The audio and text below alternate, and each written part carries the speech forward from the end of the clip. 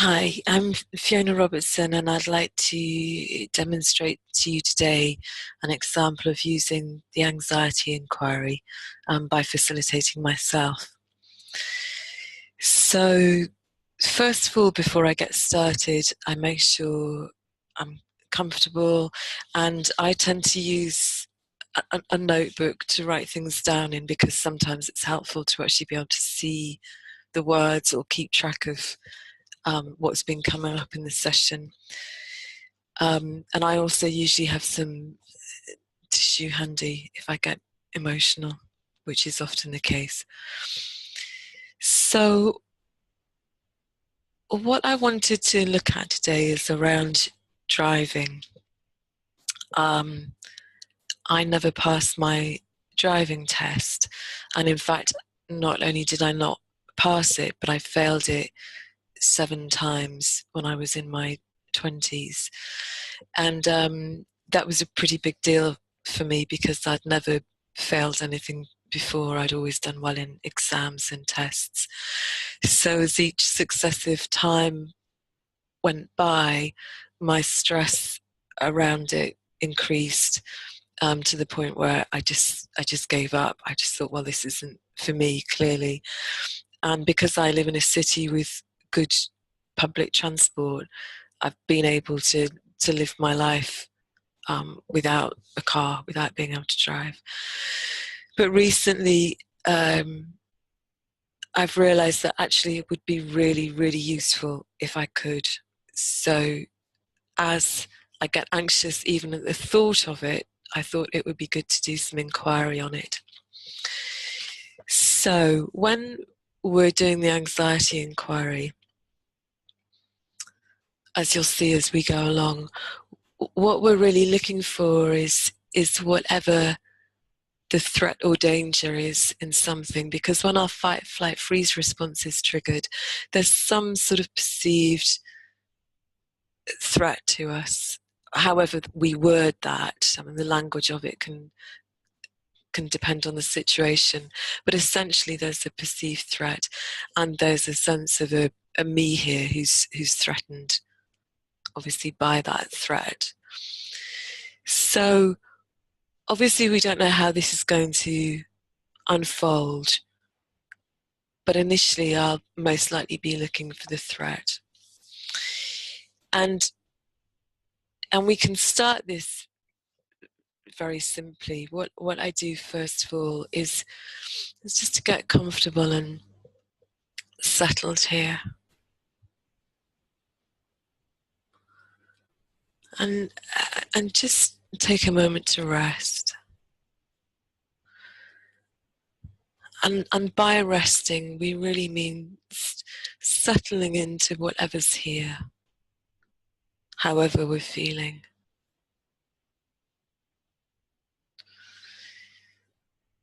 And noticing what our present experience is, so I can feel my body on the chair, the sensations of sitting. And I'm aware of the other external sensations, like the touch of clothing.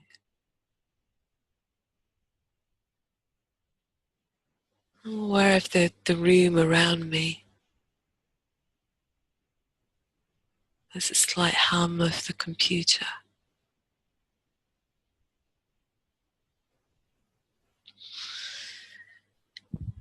And I'm also aware of just a few thoughts coming and going, and some sensations and feelings inside, in the inner space of my body.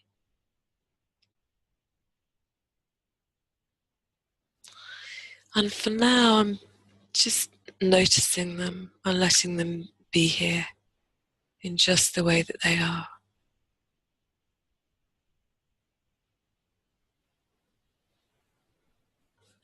Just settling in here to my immediate experience. And then to begin the inquiry, I'm just going to look at this one word here, driving. In fact, I'm going to write it down. Driving.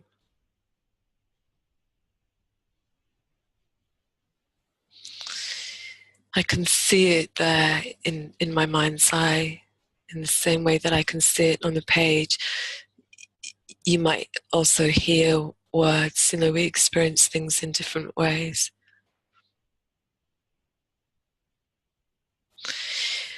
And as I look at that word, my question is it a threat?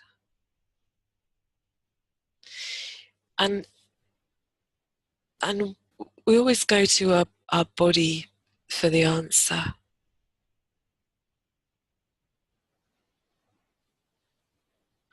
And the answer is yes. There's a lot of sensation in my chest, and I can feel it now across my back and shoulders.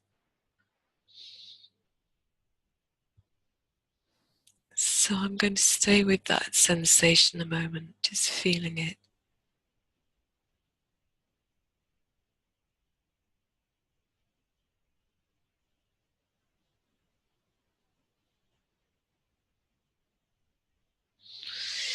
And as we stay with the feeling or sensation, often some more words or images emerge, sometimes very quickly and sometimes more slowly.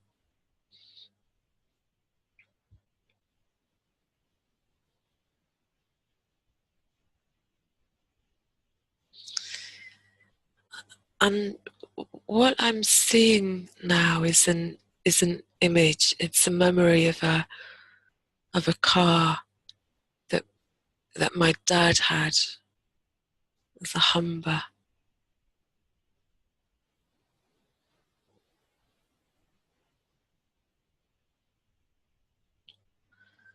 So I'm looking at that image,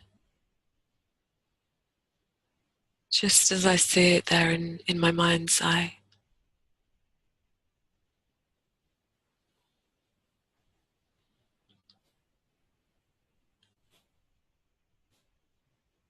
And the question is this image that I'm seeing a threat? And again, I'm going to say yes, because there's a lot of energy, a lot of sensation in my body.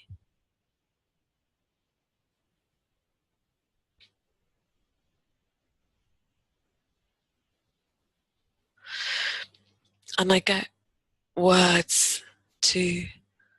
I get the words, I can't be like him. I'm going to write those down. I can't be like him.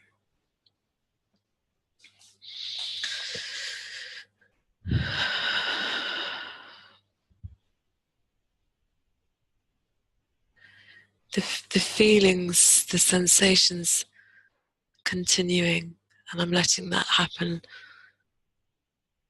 whilst I look at these words here. I can't be like him.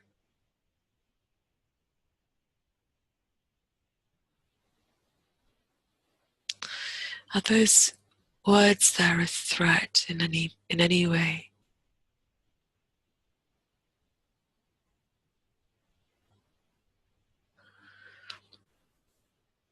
And I'm going to say yes again, because the sensation's quite strong. And I'm also going to introduce a slightly different question, which we use a lot in the anxiety inquiry. And that is, what's the worst that could happen if I am like him? When I say I can't be like him, there's a feeling of a presumed consequence, a bad consequence to being like him. So just going to explore that a little more. What's the worst that could happen if I am like him?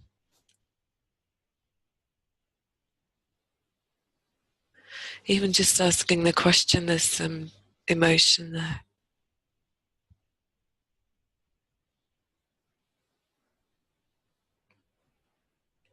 So I'm giving that time and space to be.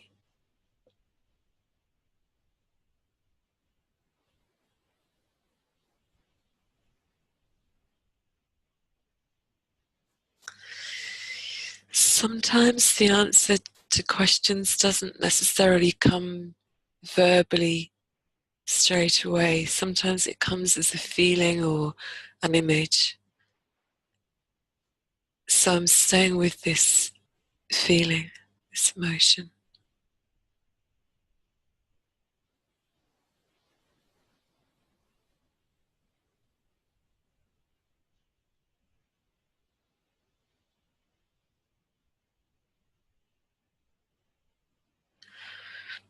And as well as the emotion, there's a kind of dread that I can feel in my solar plexus.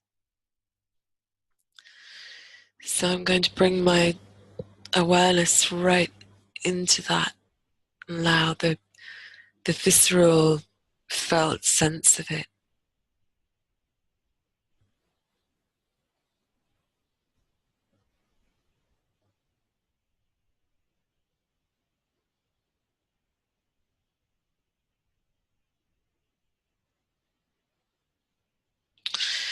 And I get words now, I'll be rejected.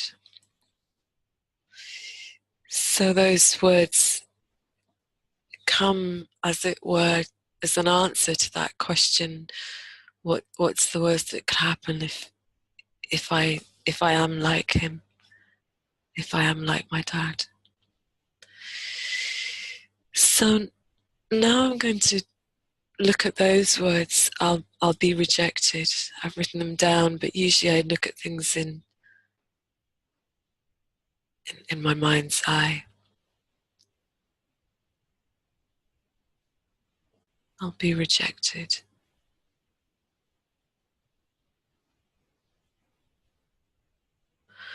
Are those words a threat?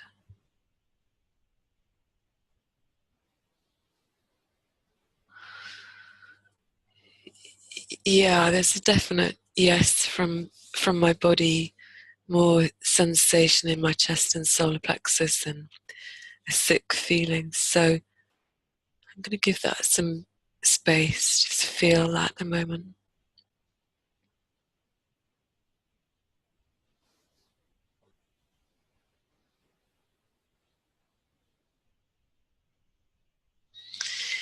And as I feel it, I'm going to see if the sensation itself has a visual component to it. You know, quite often we can see our feelings in some way. They might have a colour or a shape or a visual appearance.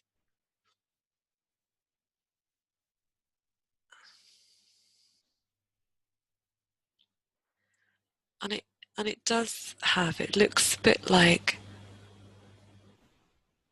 lava, cool lava, or even a cow pat, dried cow dung. So I'm looking at that image now. I'll come back to the feeling in a moment.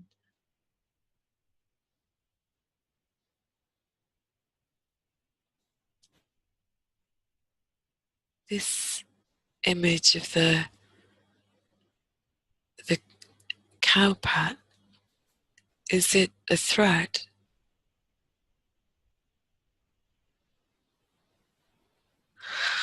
I don't know if it's a threat or not, but there's quite a lot of emotion with it. And one of the things I love about the inquiries is that we don't have to reason things out, or it doesn't have to make sense. We can just let ourselves respond as we're doing in the moment, even if that feels without rhyme or reason. So I'm going to look at the image and feel the feeling that it evokes.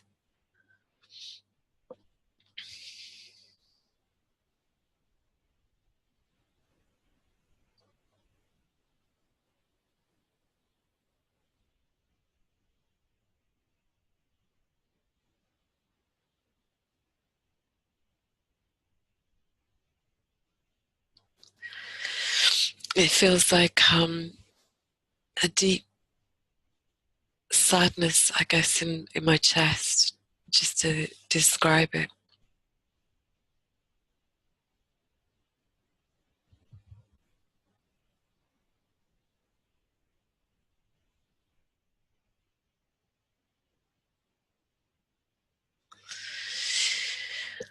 Unless we stay with feelings, we let them do just whatever they're doing. It's letting them be, whether they dissolve really quickly or they stay or change in some way.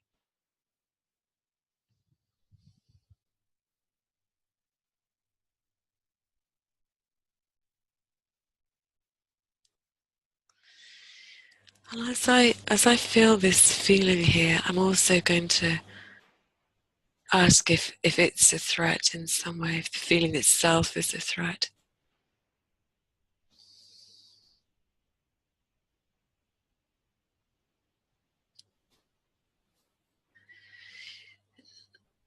No, it's not. And that in itself has brought up more emotion. So I'll be with that too.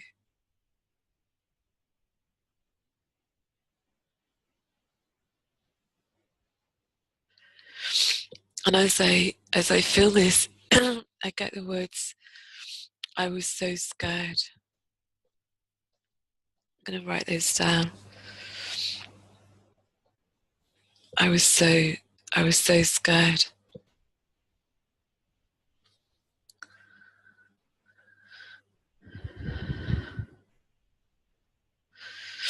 And first of all, I'm going to see if those words are a threat.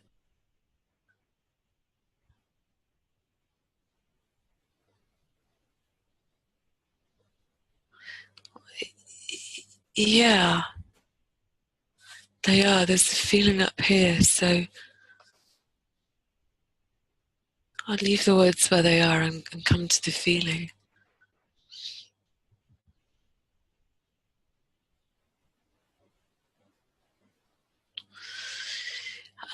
And when we feel feelings like this, there's a kind of openness or curiosity, a kind of listening to them, just to see if anything else is there, if the feeling itself has something else to reveal or show to us.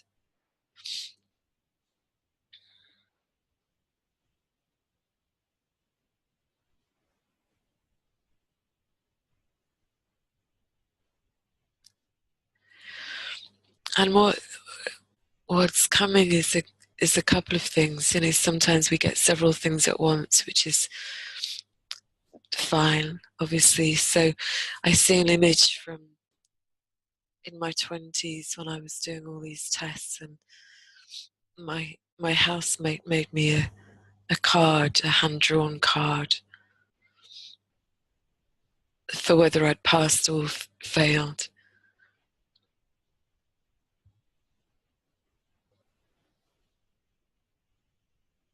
And there's also a feeling of humiliation. So I'll look at the image first of all.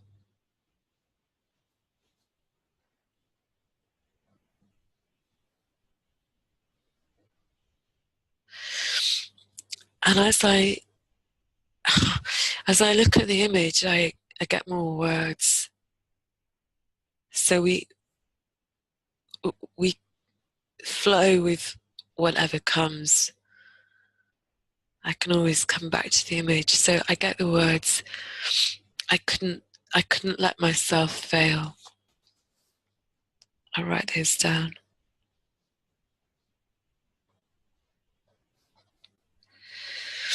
I couldn't let myself fail.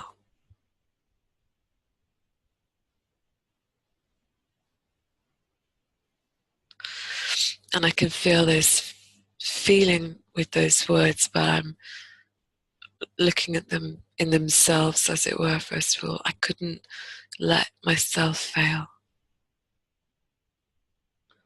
Are those words a threat?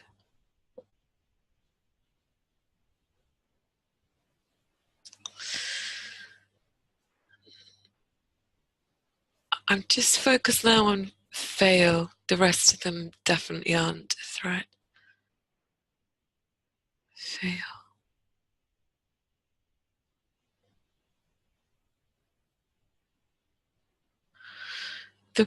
The word isn't a threat, but I'm curious if there's something else in there. So I'm going to use that same question. What's the worst that could happen if I did let myself fail?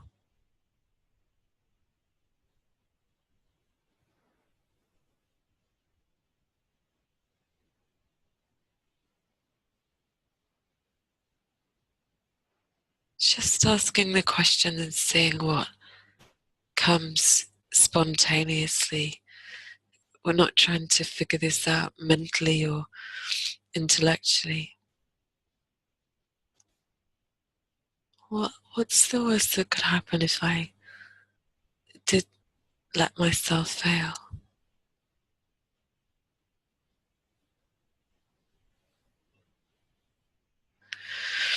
And actually what comes is a relief. My body feels relieved.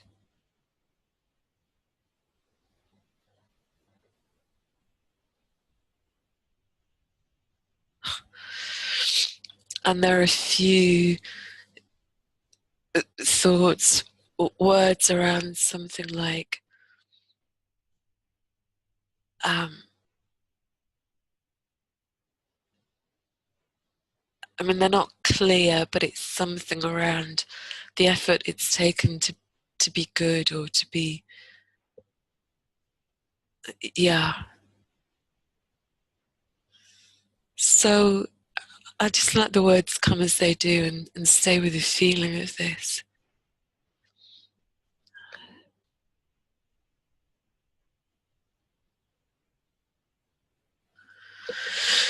Yeah, it's giving this relief a little space here, just settling into it.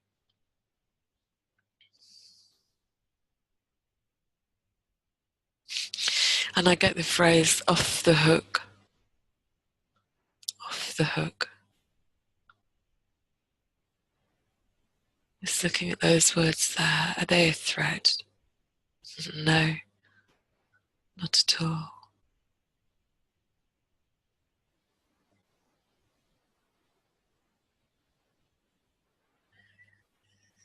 So staying with this relief here, just letting it do just what it's doing. I'm feeling it all the way through my system.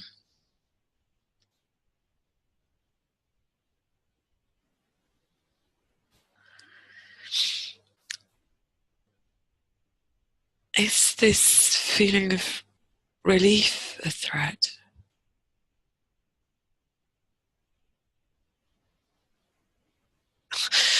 My body definitely says, no, it's not a threat, but there's this little thing in my mind going, well.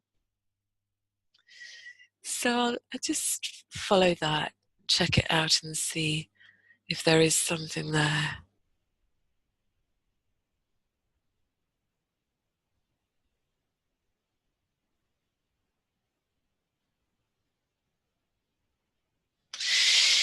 It seems to be something along the lines of, yes, but how are you supposed to keep up appearances if you're off the hook? That kind of thing.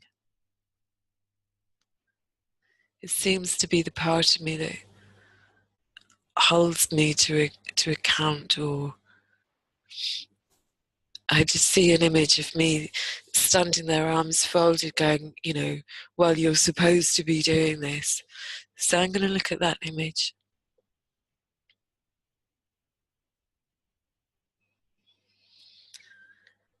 and see if it's a threat.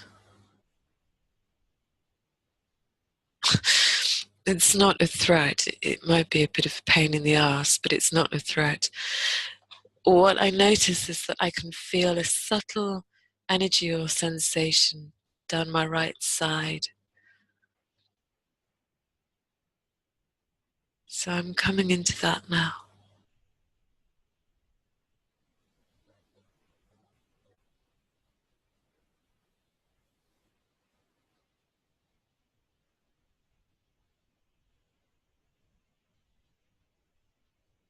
Just being with it.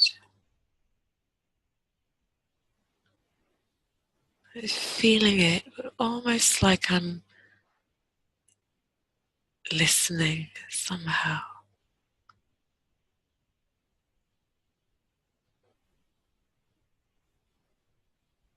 Open to it.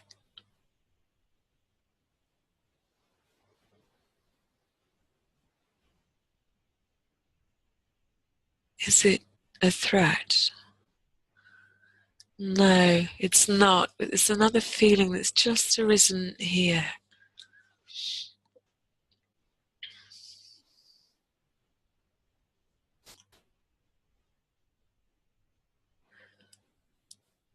It feels like it doesn't want me to drive, so I'm just going to take a little time with it.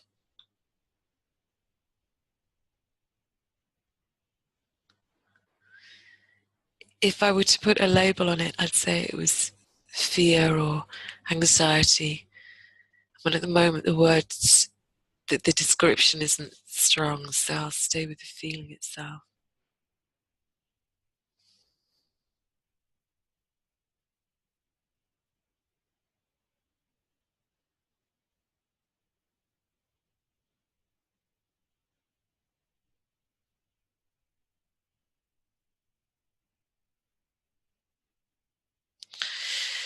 And what's coming is some words and some images. There's the words, if you drive, you might end up like her. So I'll write those down. If you drive, you might end up like her.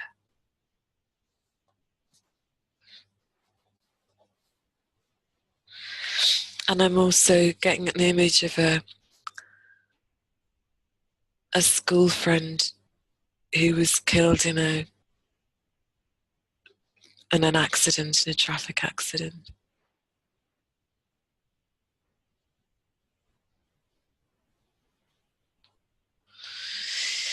So often we look at words first and then images and then come to feelings, but it really depends which is strongest. If one is really calling for our attention, I'm going to go to the words first. If you drive, you might end up like her.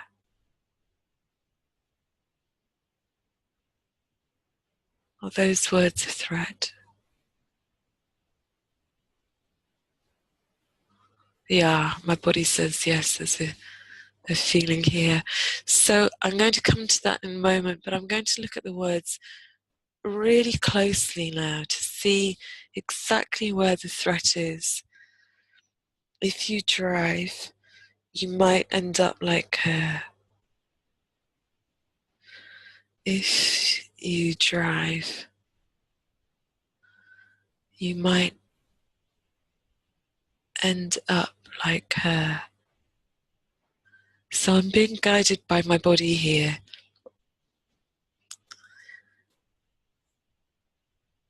It feels like it's in the second half of the sentence. You might end up.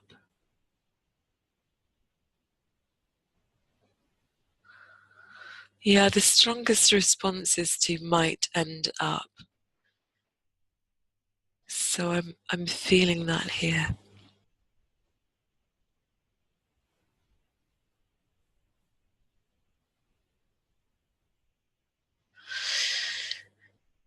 And again, it feels like a good time to ask that same question. What's the worst that could happen if I did end up like her?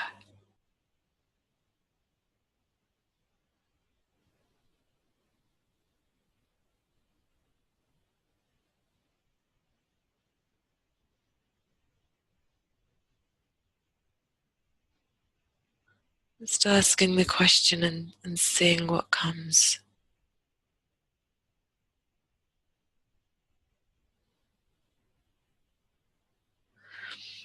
What is the worst that could happen if I did end up like her?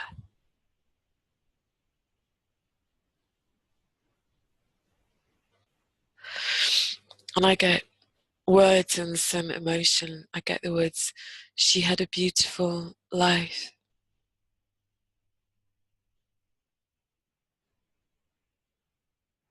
So I'm going to look at those words. She had a beautiful life. It's letting the emotion laterally come as I look at the words.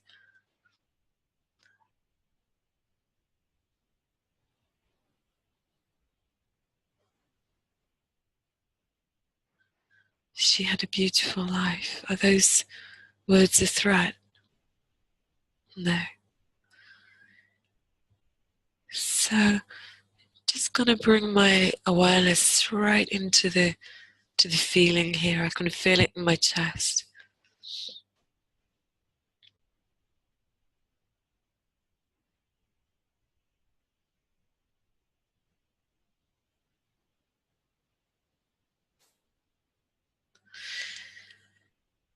And as I sit with it, I'm getting some insight into my own patterns, seeing that tendency um, to worry, to be anxious. And often when we start to have insight, actually, we just let that come, see what's there. It's realizing the depth of this pattern.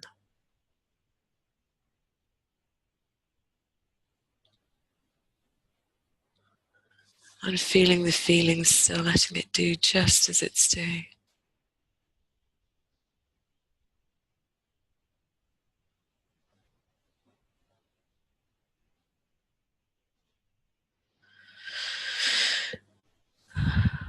Also seeing if the feeling itself is a threat in any way.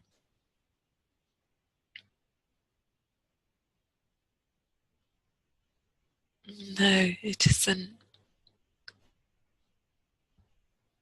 It feels natural, actually.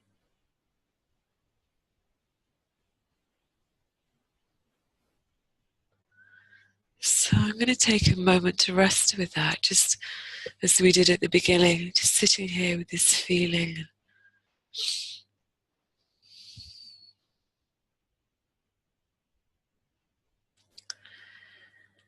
And then I'm going to take a look and see if I can find a threat anywhere. Now we can ask the question completely open-endedly and just see what comes in, answer. Is there a threat anywhere?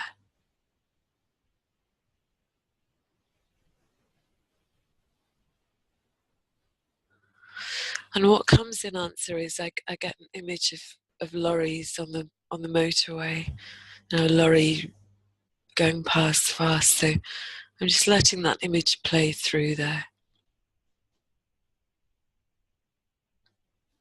Like I'm watching a video. It's raining and I can see windscreen wipers going. Can I find a threat anywhere in that image?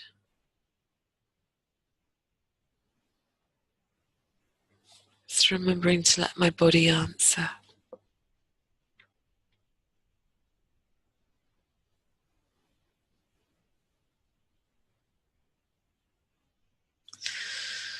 No, I can't, but I do get words. I get the words life is risk, like a slogan. Just looking at those words there, life is risk.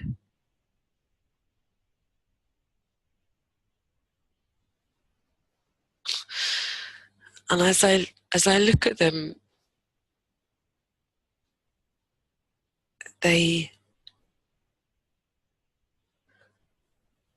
become benign somehow.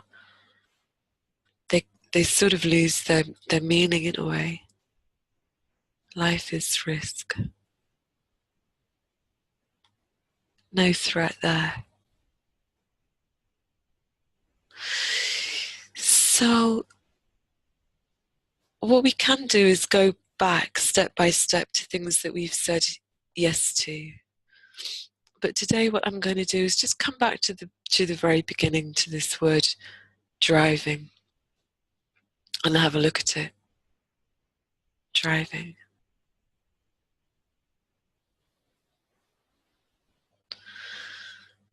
Is this word threatening in any way?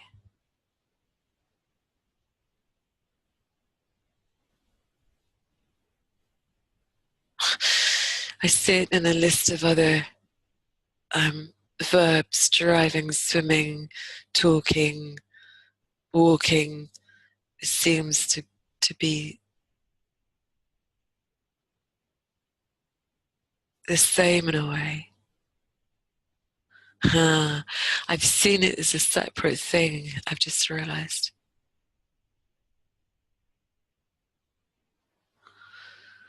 Okay.